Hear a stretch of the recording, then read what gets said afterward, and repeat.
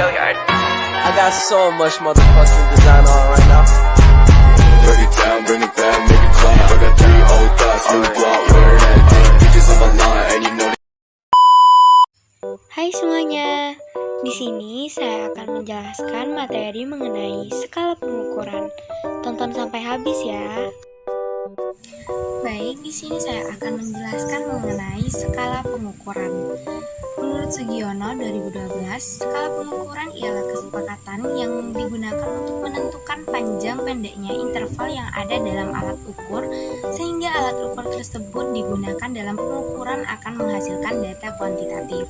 Skala pengukuran digunakan untuk mengklarifikasikan variabel yang akan diukur supaya tidak terjadi kesalahan dalam menentukan analisis data dan langkah penelitian selanjutnya. Selanjutnya yaitu ada macam-macam skala pengukuran. Skala pengukuran dalam penelitian pada dasarnya dibagi menjadi 4 jenis. Berikut merupakan macam-macam skala pengukuran dalam penelitian. Yang pertama ada skala nominal. Skala nominal adalah skala pengukuran yang paling sering digunakan. Hal ini karena skala nominal bentuknya paling sederhana. Pada dasarnya skala ini hanya digunakan untuk membedakan antara data yang satu dengan data yang lainnya tanpa membuat adanya tingkatan. Misalkan jenis kelamin, perempuan dan laki-laki, dan di mana kita ketahui bahwa dari jenis kelamin tersebut tidak dapat dikatakan bahwa jenis kelamin laki-laki lebih tinggi tingkatannya atau sebaliknya. Data yang termasuk data nominal juga pasti akan termasuk ke dalam data kategori. Adapun ciri-ciri skala nominal, yang pertama, tidak dijumlah bilangan pecahan, dan yang kedua, tidak memiliki ranking, yang ketiga, tidak memiliki nol mutlak, dan yang keempat, angka hanya sebagai label saja, kelima, tidak memiliki ukuran yang baru, dan yang terakhir menggunakan statistik non-parametrik. Adapun yang kedua yaitu skala ordinal. Adalah skala pengukuran ini hampir mirip dengan pengukuran nominal, hanya saja di skala pengukuran ini tingkatan dari data diperhatikan. Adapun ciri-ciri skala ordinal, yang pertama yaitu data saling memisah, yang kedua data bersifat logis dan mengikuti aturan, dan yang terakhir kategori data ditentukan oleh skala yang didasarkan pada jumlah karakteristik yang dimiliki. Berikutnya yaitu skala interval. Skala interval merupakan skala pengukuran yang sering digunakan untuk menyatakan peringkat untuk antara tingkatan. Pada skala interval tidak memiliki nilai nol. Nilai nol yang dimaksud hanya menggambarkan satu titik dalam skala saja.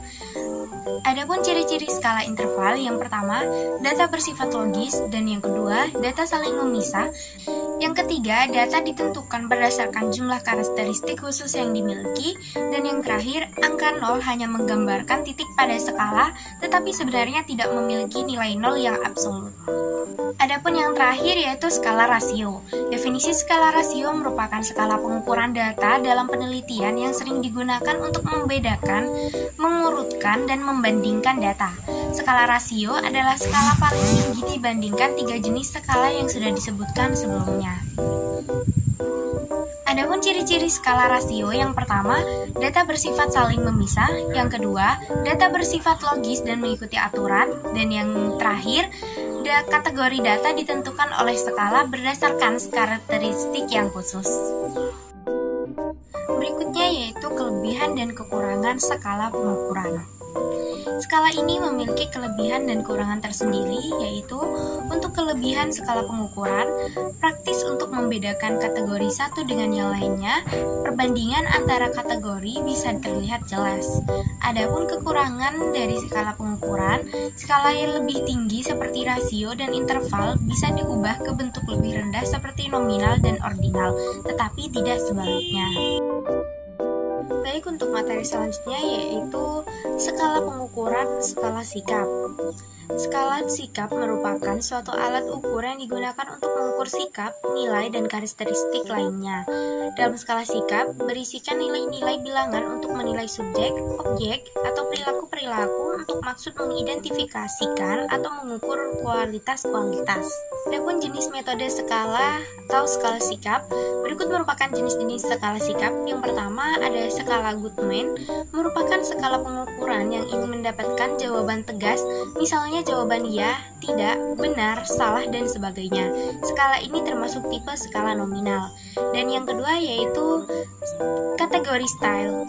Skala ini membagi responden ke dalam beberapa kategori, lebih dari 2 kategori. Skala ini termasuk tipe skala nominal, misalnya pertanyaan tentang agama, tempat tinggal, jenis pekerjaan, lapangan pekerjaan, dan sebagainya. Dan yang ketiga ada skala Likert, digunakan untuk mengukur sikap, pendapat, dan persepsi seseorang atau sekelompok orang tentang fenomena sosial. Adapun yang terakhir yaitu semantik diferensial, merupakan skala yang dapat digunakan untuk mengukur sikap, hanya saja bentuknya tidak merupakan pilihan ganda maupun checklist, akan tetapi disusun dalam bentuk satu garis kontinum dengan jawaban sangat positif terletak di bagian kanan garis dan jawaban yang sangat negatif terletak di bagian kiri garis atau sebaliknya. Mungkin cukup sekian materi yang dapat saya sampaikan, kurang lebihnya mohon maaf. See you next time guys.